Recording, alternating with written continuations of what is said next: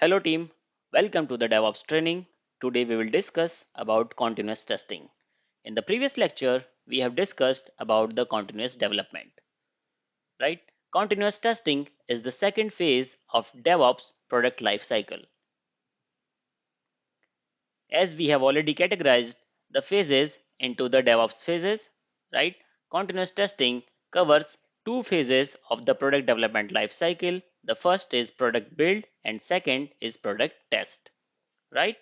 So when developer have completed their code, they check in their code to the repository. Either they will check in their code to some specific branch or they will check in their code to the integration or master branch.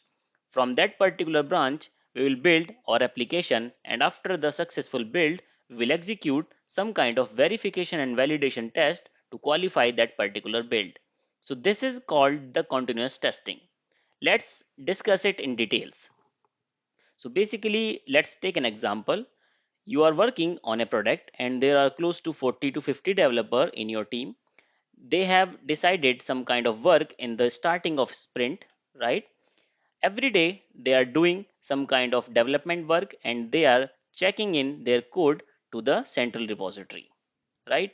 Now, the policy of the product build depends on the organization or on your management. Either they can build your application every day or they can build your application after every particular time duration, like after 6 hours, after 8 hours, or in a day. So suppose we are taking an example, you are building your product in once in a day. So in the daytime, in the working hours, developer done their job, they check in their code. After their code check in, you are building your product, right? Once the product build will be ready, you are executing, or your Jenkins server, the continuous integration server, is executing some kind of verification and validation test on that particular build. They tests are fully automated, either with the help of the Selenium for the UI or with the help of the REST assured for the backend testing, and they are qualifying their build, right? They are qualifying your product application build. If the test pass, then you are saying our build has no defect, right? If your tests are basically failing, then you can say the latest code is breaking the previously existing code at that particular point of time. So you can easily find out the bugs, right? What is the benefit of this particular approach? So today you have done some kind of work, but that work is basically breaking the previous code, right? Your new code is breaking the existing code. With the help of the continuous testing, we can verify that particular gap.